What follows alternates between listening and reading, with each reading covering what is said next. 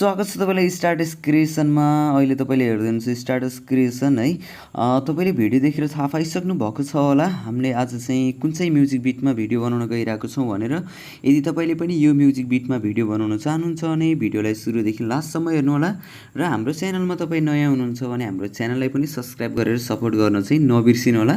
र तपाईले सबैभन्दा सुरुमा चाहिँ आफ्नो मोबाइलमा भएको क्यापकट एप्लिकेसनलाई ओपन गर्नु होला। क्यापकट एप्लिकेसनलाई ओपन गरिसकेपछि तपाईले न्यू प्रोजेक्टमा जानुपर्ने हुन्छ। न्यू प्रोजेक्टमा गएर फोटोमा जानु होला। त्यसपछि तपाईले आफ्नो मोबाइलमा भएको फोटोहरु चाहिँ सिलेक्ट गर्नुपर्ने हुन्छ। तपाईले सबभन्दा सुरुमा चाहिँ 9 वटा फोटोहरु सिलेक्ट गर्नु होला है। मैले यसमा चाहिँ 9 वटा फोटोहरु सिलेक्ट गरिसकेपछि यसमा चाहिँ मैले एड गर्ने छु। पहिला तपाईले 9 वटा फोटो सिलेक्ट गर्नु होला, त्यसपछि एड बटनमा गएर क्लिक गर्नु होला र हाम्रो यसमा चाहिँ इमेज आइसकेको छ। अब तपाईले के गर्नुपर्ने हुन्छ त सबैभन्दा सुरुमा फर्मेटमा गएर तपाईले 16:9 को रेशियोलाई चुज गर्नुस्। त्यसपछि तपाईले इमेजमा क्लिक गर्नुपर्ने हुन्छ। इमेजमा गइसकेपछि थोरै साइडमा सार्नु होला। यसलाई एडिटमा जानुस्। एडिटमा गएर यसलाई रोटेट गर्नुपर्ने हुन्छ। तपाईले सबै इमेजहरुलाई चाहिँ यसरी रोटेट गर्दै राख्दै जानुपर्ने हुन्छ है। तपाईले सुरुदेखि लास्टसम्मको इमेजलाई रोटेट 16:9 को रेशियोमा राख्नु होला। त्यसपछि तपाईले यो एन्डिङ पार्ट्समा क्लिक गर्नुस् र यसलाई डिलिट गर्नुस्। डिलिट गरिसकेपछि स्टार्टिङमा आउनुस्। स्टार्टिङमा आइसकेपछि थोरै ब्याक गर्नुपर्ने हुन्छ। त्यसको लागि तपाईले यसमा गएर क्लिक गर्नु होला र अब तपाईले यसमा चाहिँ अडियो एड गर्नुपर्ने हुन्छ। अडियो एड गर्नको लागि एड अडियोमा क्लिक गर्नुस् अनि त्यसपछि एक्सट्र्याक्टेडमा क्लिक गर्नुस् र यसमा क्लिक गरिसकेपछि तपाईको मोबाइलमा भएको म्युजिकलाई यसमा इम्पोर्ट गर्नुस् है। हाम्रो यसमा चाहिँ म्युजिक आइसकेको छ। यदि तपाईले पनि म्युजिक डाउनलोड गर्न चाहनुहुन्छ भने तपाईले डिस्क्रिप्सनमा गएर पनि म्युजिकलाई डाउनलोड गर्न सक्नुहुन्छ है। र यदि हाम्रो च्यानलमा नयाँ हुनुहुन्छ भने हाम्रो च्यानललाई पनि सब्स्क्राइब गरेर सपोर्ट गर्नु होला।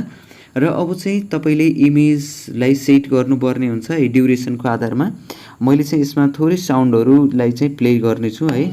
र मैले चाहिँ यसलाई म्युट गरिम साउन्डलाई चाहिँ किन भन्दाखेरि मेरो यसमा चाहिँ कपिराइट क्लेमहरु आउन सक्छ है। तपाईहरुले चाहिँ म्युट नगर्नु होला।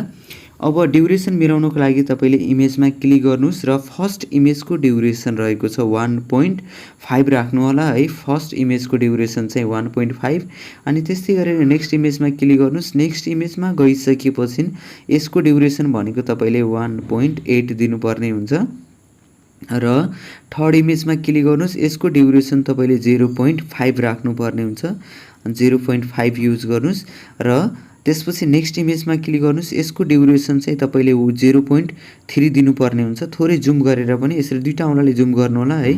जुम गरेर पनि तपाईले 0.3 मा सेट गर्न सक्नुहुन्छ।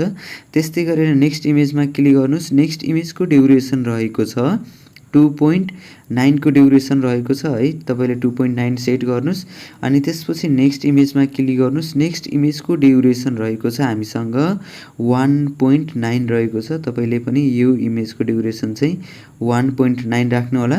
त्यस्तै गरेर नेक्स्ट इमेजमा क्लिक गर्नुस्। नेक्स्ट इमेजमा गइसकेपछि यसको ड्युरेसन चाहिँ तपाईले 0.5 दिनुपर्ने हुन्छ फेरि है। 0.5 अनि सेकेन्ड लास्ट इमेजमा क्लिक गर्नुस्। यसको ड्युरेसन चाहिँ तपाईले राख्नुपर्ने हुन्छ 0.4 को ड्युरेसनमा राख्नुपर्ने हुन्छ र लास्टको इमेजमा क्लिक गर्नुस्। लास्टको इमेजको ड्युरेसन राख्नुपर्ने हुन्छ तपाईले 1.9 को ड्युरेसनमा सेट गर्नुपर्ने हुन्छ। यति गरिसकेपछि अब चाहिँ तपाईले एनिमेसन राख्नको लागि थोरै अगाडि आउनुस् अनि इमेजमा क्लिक गर्नुस्। इमेजमा क्लिक गरिसकेपछि एनिमेसनमा क्लिक गर्नु होला। एनिमेसनमा गइसकेपछि तपाईले कम्बो एनिमेसनमा जानुस् र यदि तपाईले कुनै पनि इफेक्टहरु सेट गर्न चाहनुहुन्छ भने अरु एनिमेसन पनि सेट गर्न सक्नुहुन्छ। जस्तै स्पाइनिङ टप 2 अथवा स्पाइनिङ टप दिएको छ है। यिनीहरु पनि इफेक्ट युज गर्न पाउनुहुन्छ। र नेक्स्ट इमेजमा क्लिक गर्नुस्।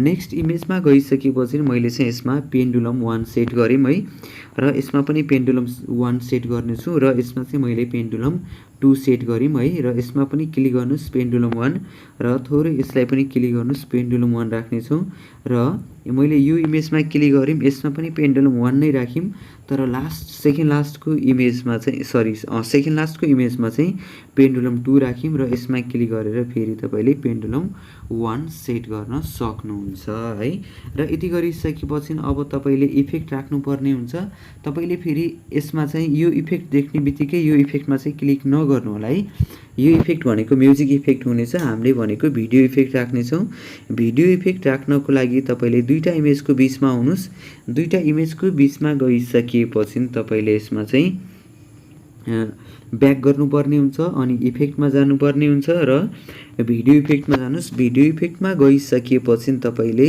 यसमा चाहिँ एउटा मोड इफेक्ट भन्ने भेट्न सक्नुहुन्छ यसमा क्लिक गर्नुहोस् र तलतिर आउनु होला तपाईँले मेटर इफेक्ट पनि भेट्न सक्नुहुन्छ तल आएर धेरै तल पनि नआउनु होला हामीले जस्ट मेटर इफेक्ट यहाँनिर रहेको छ र यसलाई क्लिक गर्नुहोस् र यसको ड्युरेसन पनि तपाईँले यसलाई मिलाएर सेट गर्नुपर्ने हुन्छ र यसलाई पनि हामीले के गर्न सकिन्छ त यहाँनिर क्लिक गर्नुहोस् ब्याक आउनुहोस् अनि भिडियो इफेक्टमा जानुहोस् हामीले यहाँनिर भनेको चाहिँ वाटर ड्रपको साउन्ड रहेको छ यसको लागि हामीले पार्टीमा क्लिक गर्छौँ र पार्टीमा क्लिक गरिसकेपछि यहाँनिर हामीसँग एउटा रिपल्स इफेक्ट रहेको छ र यसलाई क्लिक गर्नुहोस् किन भन्दाखेरि यसमा चाहिँ हाम्रो वाटर ड्रपको साउन्ड रहेको छ जस्तै मैले थोरै साउन्डलाई चाहिँ अन गऱ्यौँ है र यसलाई चाहिँ प्ले गरी हेरौँ ल हेर्नु त यहाँनिर हाम्रो वाटर ड्रपको साउन्ड रहेको कारणले चाहिँ हामीले यहाँनिर चाहिँ रिपल्स इफेक्ट युज गरेको है र मैले चाहिँ यसलाई फेरि म्युट गऱ्यौँ है र अब चाहिँ हामीले यहाँनिर चाहिँ यसलाई सेट गर्नुपर्ने हुन्छ यो इफेक्टलाई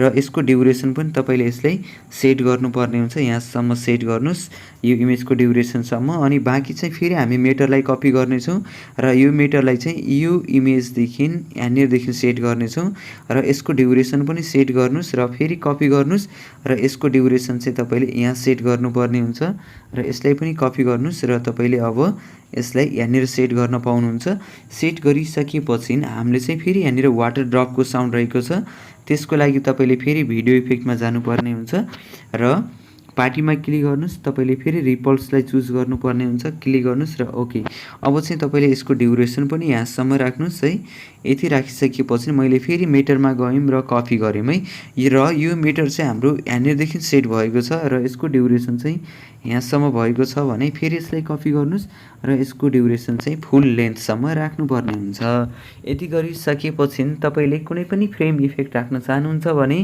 थोरै ब्याक गर्नुहोस् अनि भिडियो इफेक्टमा जानुहोस् भिडियो इफेक्टमा गएर तपाईँले फ्रेम चुज गर्नुपर्ने हुन्छ फ्रेममा क्लिक गर्नु होला र हामीले यसलाई चाहिँ एलइडी इफेक्ट युज गर्नेछौँ एलइडीको लागि तलतिर आउनुहोस् एलइडी इफेक्ट रहेको छ क्लिक गर्नुहोस् है र यसको ड्युरेसन चाहिँ हामीले राख्नुपर्ने हुन्छ त्यसको लागि तपाईँले यो लेयरभन्दा तल आउनुपर्ने हुन्छ थिचिराख्नुहोस् अनि तल ल्याएर छोड्नुहोस् है र अब चाहिँ हामीले यसको ड्युरेसन पनि मिलाउनु पर्ने हुन्छ ल यसलाई चाहिँ फुल लेन्थसम्म राख्नु होला यति भइसकेपछि तपाईँले सेभ गर्नुपर्ने हुन्छ सेभको लागि चाहिँ माथि एरो दिएको छ यसमा क्लिक गर्नुहोस् र हाम्रो भिडियो चाहिँ सेभ हुनेछ तपाईँलाई यहाँसम्म चाहिँ हाम्रो भिडियो के कस्तो लाग्यो त्यस्तै प्रतिक्रिया दिन चाहिँ नबिर्सिनु होला र यदि तपाईँलाई कुनै पनि प्रब्लमहरू आइरहेको छ भने तपाईँले डिस्क्रिप्सनमा गएर पनि